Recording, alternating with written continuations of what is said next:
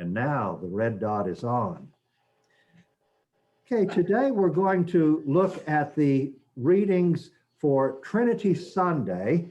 Our first reading is from Deuteronomy, and Mike Bradley is going to take us through that. Be sure to unmute yourself, Mike. And as Mike is reading the reading, please jot down any words or phrases that strike you or any images that come to your mind. It's all yours, Mike.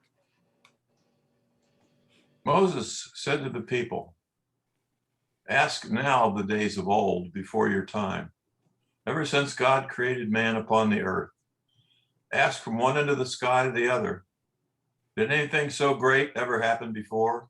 Was it ever heard of? Did a people ever hear the voice of God speaking from the midst of fire as you did and live?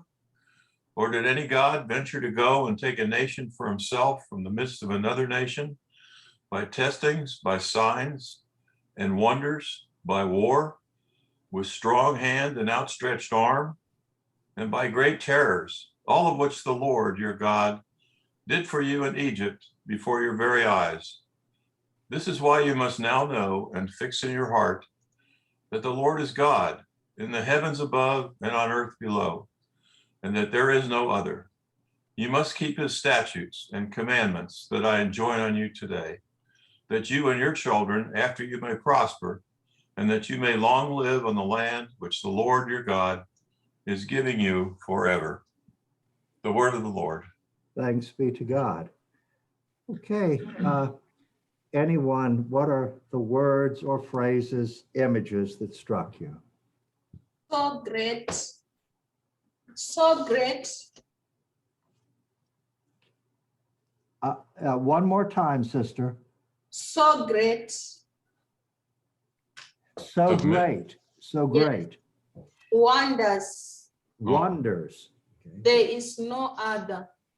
There is no other. Mist of fire. I missed that one. Mist of fire. Oh, a fire. Midst of fire. A fire. Lord is God. Lord is God.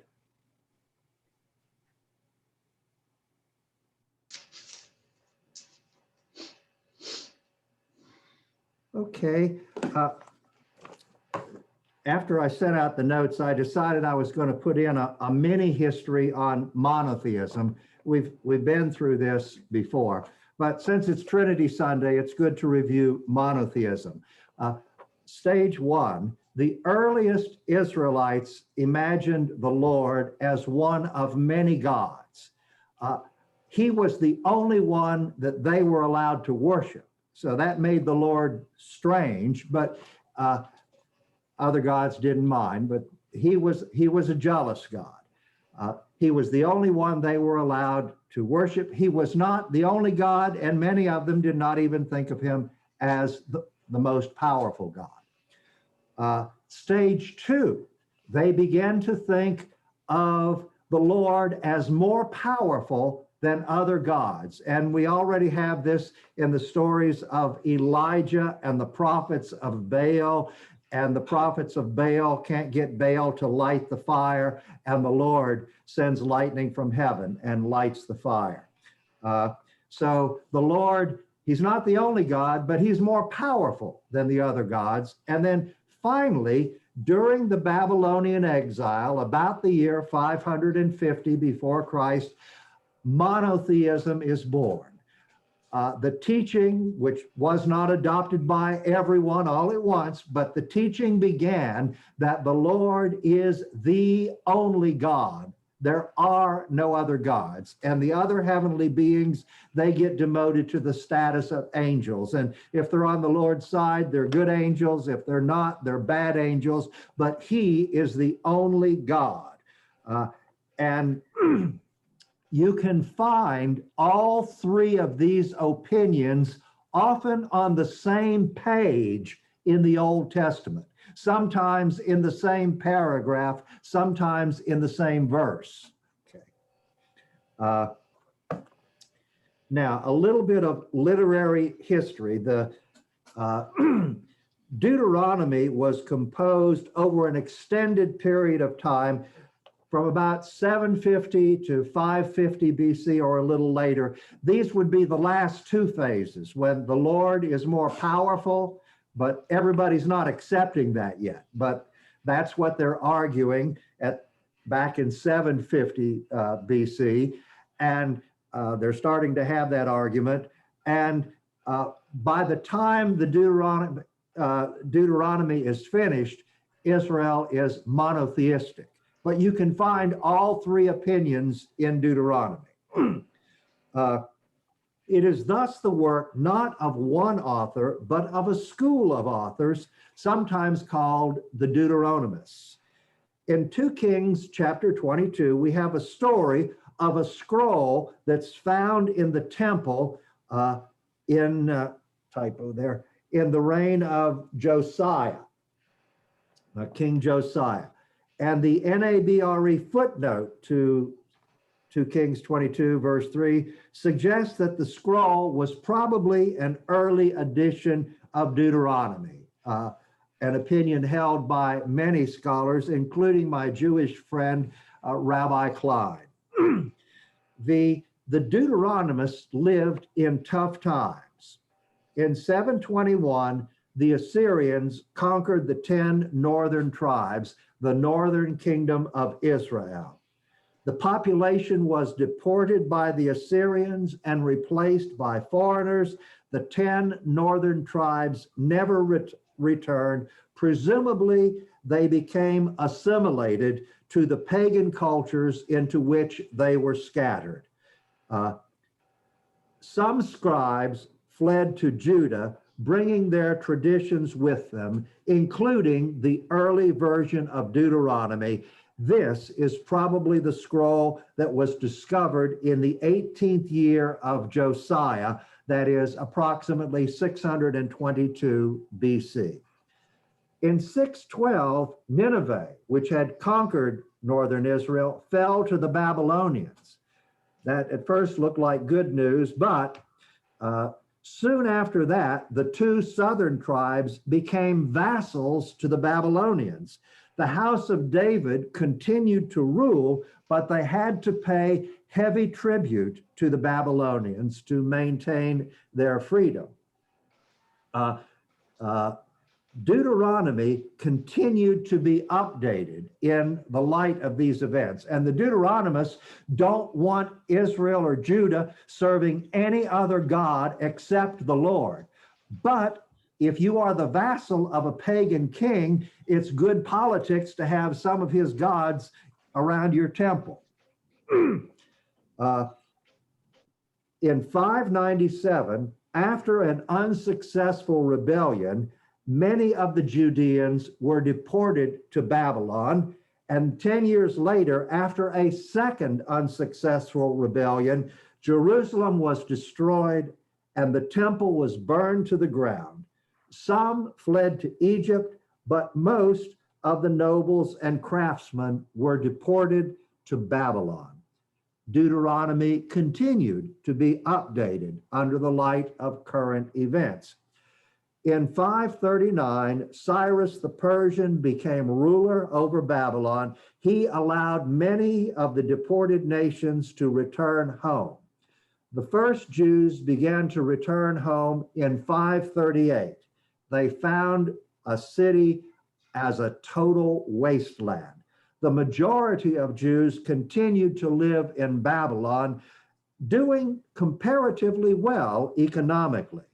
Footnote: the Jewish community in Babylon continued to flourish for centuries after Jesus. And that's why eventually in Judaism today, the Babylonian Talmud is more famous and more authoritative than the Jerusalem Talmud. It goes all the way back to all those Jews who stayed in Babylon. A modern analogy, when the state of Israel was founded in 1948, most Jews who had a choice chose to live elsewhere. Yes, if you were leaving from Nazi Germany, it was nice to have a place to go to, or formerly Nazi. It wasn't Nazi anymore by 1948. But if you were an American Jew living in New York or Chicago or Miami, you were not going to go over there and start building in a place where there wasn't much electricity or running water.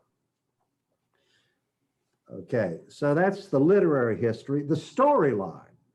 The storyline is that Deuteronomy is the last will and testament of Moses.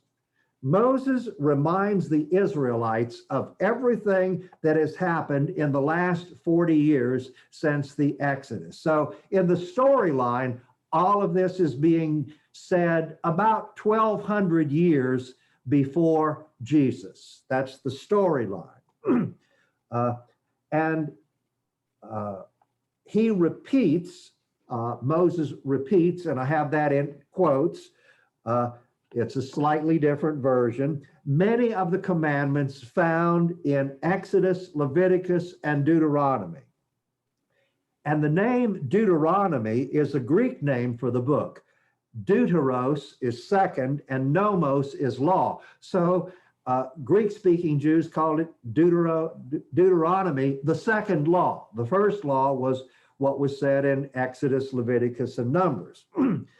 The Jews call it, these are the words, Ele HaDevarim, or simply words, Devarim. And this comes from the first line, these are the words that Moses spoke to all Israel beyond the Jordan in the wilderness. Deuteronomistic theology. Moses promises that if Israel is faithful to the covenant, the Lord will bless them. He also threatens them. If they are unfaithful to the covenant, the Lord will punish them.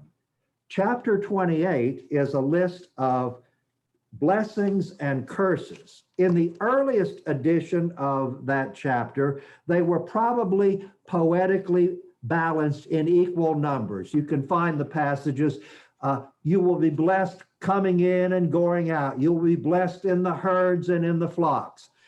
And by contrast, you will be cursed going in and coming out. You will be cursed in your flocks and cursed in your fields. You can find the poetical structures. The final version begins with 14 blessings and concludes with 54 verses of curses.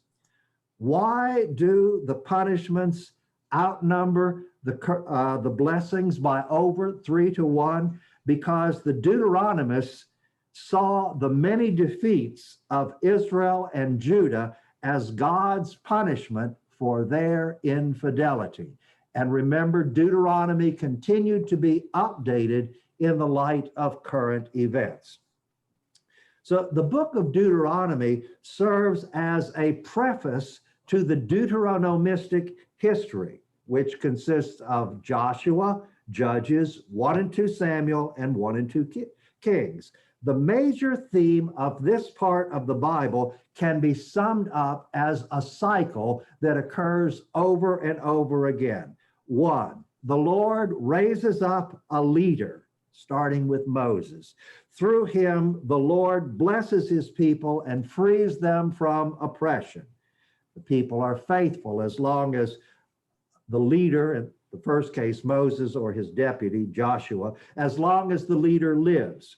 After the leader dies, they begin to worship other gods. 4, the Lord allows their enemies to oppress them.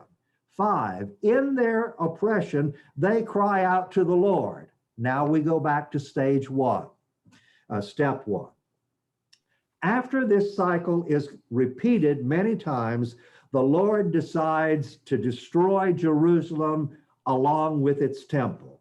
The story ends with the Deuteronomistic history ends with the story of Jehoiakim, king of Judah.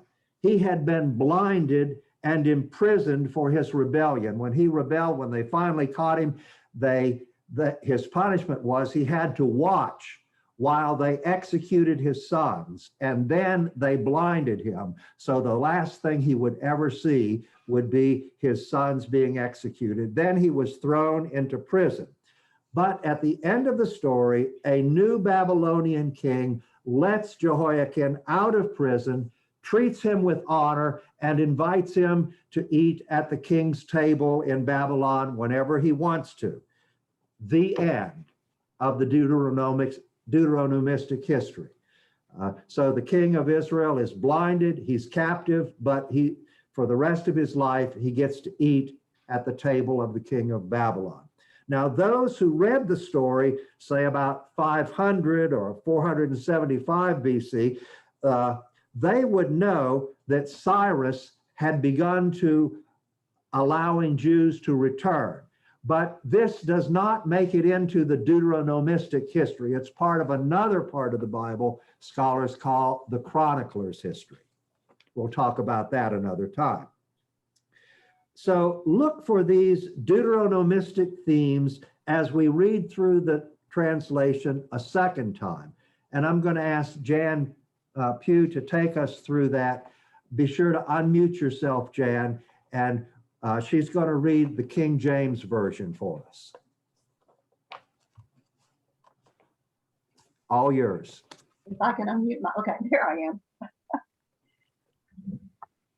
This is Deuteronomy 4, verse 32 through 32 to 34. 34, and then jump to 39 to 40. I'll Okay. let you know when to jump. For ask now of the days that are past, which were before thee, since the day that God created man upon the earth, and ask from the one side of heaven unto the other, whether there hath been any such thing as this great thing is, or hath been heard like it. Did ever people hear the voice of God speaking out of the midst of the fire, as thou hast heard and lived? Or hath God essayed to go and take him a nation from the midst of another nation, by temptations, by signs, and by wonders, and by war, and by a mighty hand, and by a stretched out arm, and by great terrors, according to all that the Lord your God did for you in Egypt before your eyes? Okay, and I think you need to go to verse 39 now. Now therefore this day, know therefore this day, and consider it in thine heart, that the Lord, he is God in heaven above, and upon the earth beneath. There is none else. Thou shalt keep therefore his statutes and his commandments, which I commanded you this day, that it may go well with thee, and with thy children after thee, and that thou mayest prolong the days upon the earth, which the Lord thy God giveth thee forever. Okay, thank you, Jan. And I'm going to just point out, know that the Lord is God and there is no other. This could be a line taken from 2nd Isaiah, that he is the only God. And in the world today, there are 3 religions that believe that there is, all religions believe in some kind of God. There are 3 religions that believe in that there's only one God. These are the Abrahamic religions, and they are in chronological order: Judaism, Christianity, and Islam. So we all share this belief in monotheism, but Christians are unique in that we have the doctrine of the Trinity, which we're celebrating on Trinity Sunday. So any other questions, comments, or observations? And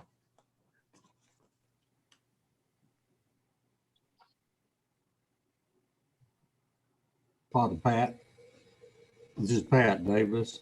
uh-huh. Do you have an approximate timeline on those 3 early periods when the Jews, they believed in many gods, but they were all about equal? And when that started changing to believing God was the most powerful God. And then when they finally started believing he was the only God. If I had to give like a rough estimate, like say from the time of Abraham for the next 1,000 years till about 800 BC, 1800 to 800 BC. It would have been the Lord is one of many gods, but he's the one, the only one that we're going to worship. And starting in the 8th century BC, so in the 700s, the idea begins to be promoted that the Lord is more powerful than other gods. This now you're getting, this is from a New Testament guy who's not an expert, so these are rough figures, and Larry Boat in his intro to the Old Testament in the last chapter has a brief discussion of this, and then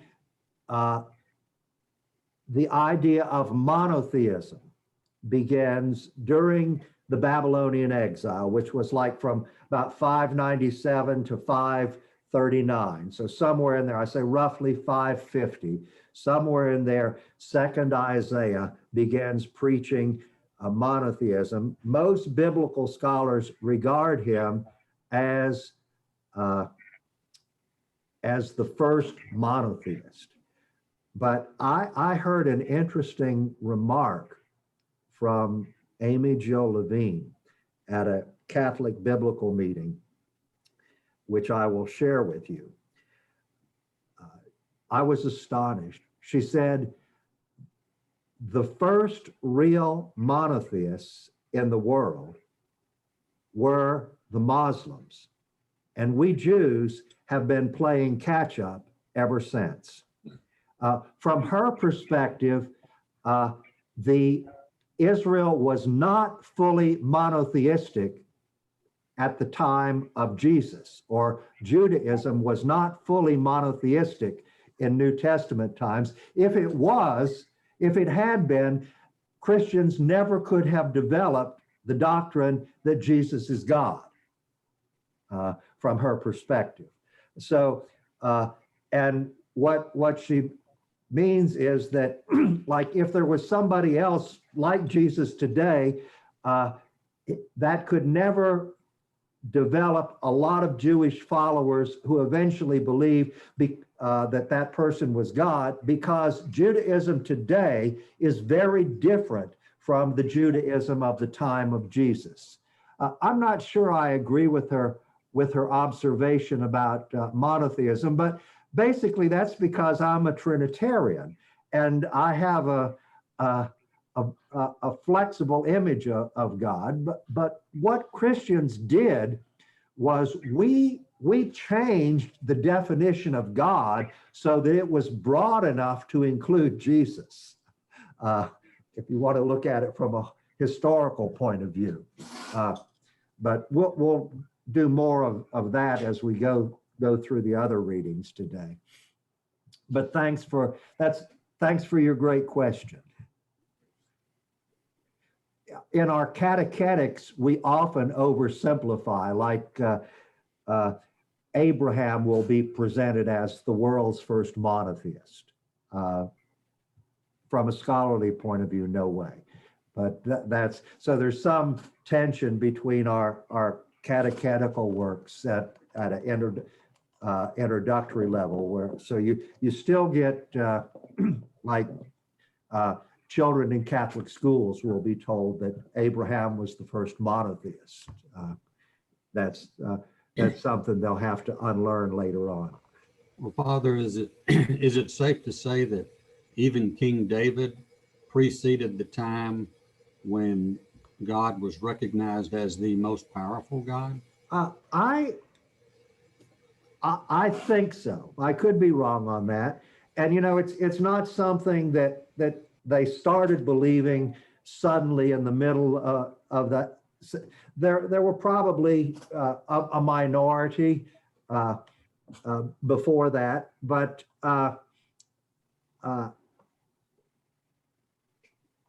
so I'm not going to rule out that possibility, but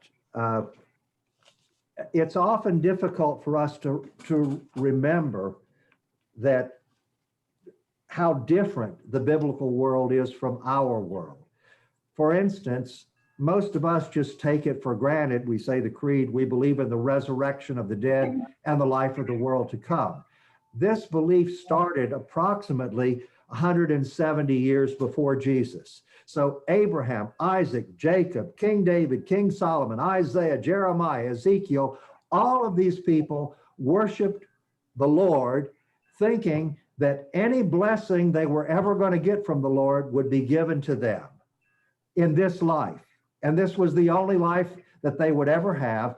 And if God hadn't finished blessing them when they died, he would bless their descendants after them.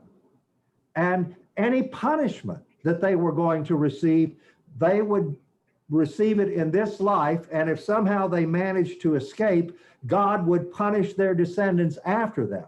But and you can read in Deuteronomy,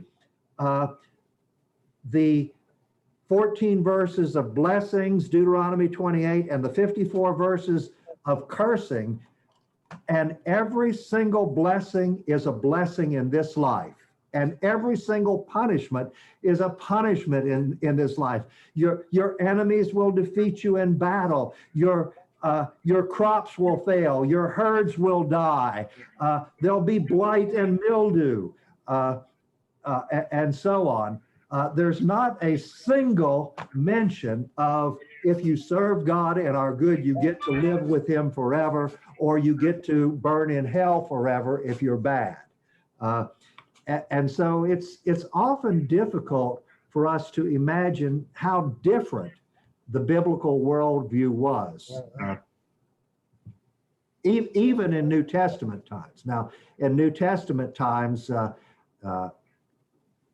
the Sadducees, they didn't believe in the world to come, but the Pharisees did, and most Jews followed the belief of the Pharisees. And it's one of the things that we Christians have in common with the Pharisees. We both believe in the resurrection of the dead. Our difference is we think somebody's already been raised. Okay, well, we've had fun for almost half an hour, so I'm going to stop the recording here.